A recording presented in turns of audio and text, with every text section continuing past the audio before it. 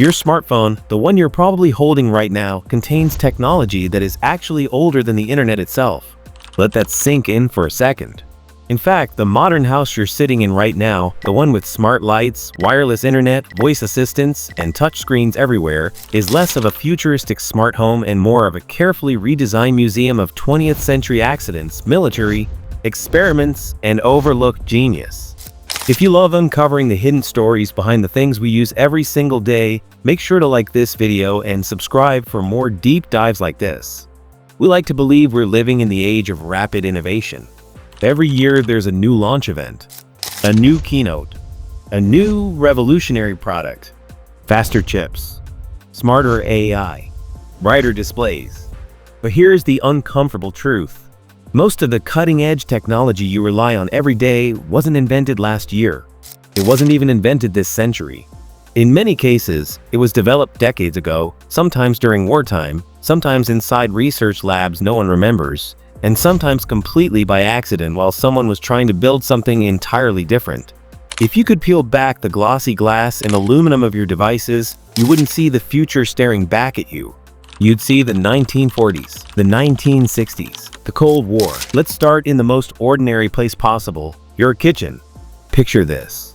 It's 1945, World War II is ending. An engineer named Percy Spencer is working with a magnetron, a powerful vacuum tube used in radar systems to detect enemy aircraft. These machines were built for war, for defense, for spotting bombers in the sky. One day, while standing near an active magnetron, Spencer notices something strange. The chocolate bar in his pocket has melted. Now most people would probably blame the heat, throw it away, and move on with their day. But Spencer was curious. Instead of ignoring it, he experimented. He put popcorn near the device, it popped. He tried an egg, it exploded. That simple accident led to the microwave oven. The microwave in your kitchen today is built on radar technology originally designed for war. We took hardware meant to detect enemy planes and turned it into something that reheats leftovers. And surprisingly, the core technology hasn't fundamentally changed in nearly 80 years. The exterior is sleeker and the buttons are digital, but inside? It's still a magnetron generating microwaves, just like in the 1940s. We didn't reinvent it, we refined it. Now let's move from something you can see to something you can't. Wi-Fi. You're watching this because invisible radio waves are moving through the air around you. You don't notice them until they stop. Most people think Wi-Fi was born in the 1990s, but its core idea, frequency hopping, was patented in 1942. And here's the twist. It wasn't created by a computer scientist. It was invented by Hedy Lamarr, a Hollywood film star with a brilliant technical mind. During World War II, she proposed a system where radio signals would hop between frequencies, making them nearly impossible to jam or intercept. It was brilliant. At the time, the Navy didn't take it seriously. But decades later, her concept became foundational for modern wireless communication. Wi-Fi, Bluetooth, and even GPS systems rely on similar principles.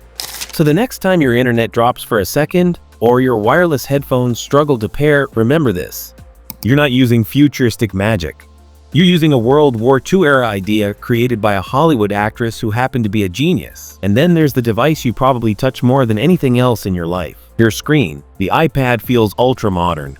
Edge-to-edge glass. Instant response. Smooth gestures. We often think of touchscreens as something born in the late 2000s, but the first capacitive touchscreen, the same fundamental technology your phone uses today, was developed in 1965, over 60 years ago. It was developed in 1965 by engineer E.A. Johnson at a radar research lab in the UK. It wasn't sleek or colorful, and it could only register a single touch, but the core science, detecting the electrical charge from your fingertip, is the same principle your smartphone uses today. We didn't just invent touchscreens recently. We spent decades refining them, making them thinner, faster, cheaper, and polished enough to feel revolutionary. Even the names of our modern tech reach deep into history. Take Bluetooth. In the late 1990s, engineers needed a code name for a new wireless standard. They chose Bluetooth, inspired by King Harald Bluetooth Gormson, a 10th century Viking ruler known for uniting tribes, just as the technology would unite devices. Even the logo is a fusion of ancient Viking runes representing his initials. So every time you turn on Bluetooth, you're using technology named after a medieval king and symbolized by thousand-year-old runes. Not exactly futuristic, is it? And then we have the QR code. During the pandemic, QR codes suddenly felt like cutting-edge technology. They were everywhere: restaurant menus, payments, event check-ins. They felt modern, contactless, advanced. But QR codes were invented in 1994 by a Japanese company called Denso Wave. They weren't designed for convenience at cafes. They were created to track automotive parts in factories.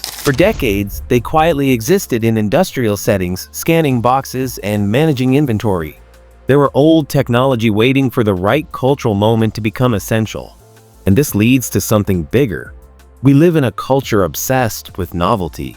Every year, there's a promise of the next big breakthrough, the next device that will change everything. But when you strip away the marketing language, the brushed metal finishes, and the dramatic keynote presentations, you find something surprisingly consistent. Our GPS works because of physics described in 1915. Our wireless networks rely on concepts born during wartime. Our kitchen appliances evolved from military radar systems. Our touchscreens trace back to 1960s research labs. We don't live in the future. We live in a polished, optimized, beautifully packaged continuation of the past. And maybe that's not something to be disappointed about. Maybe it's reassuring, because it means the technology we depend on every day isn't untested or fragile. It has survived decades of experimentation, failure, refinement, and reinvention. It has history. It has scars. It has melted chocolate bars and overlooked patents and forgotten inventors behind it.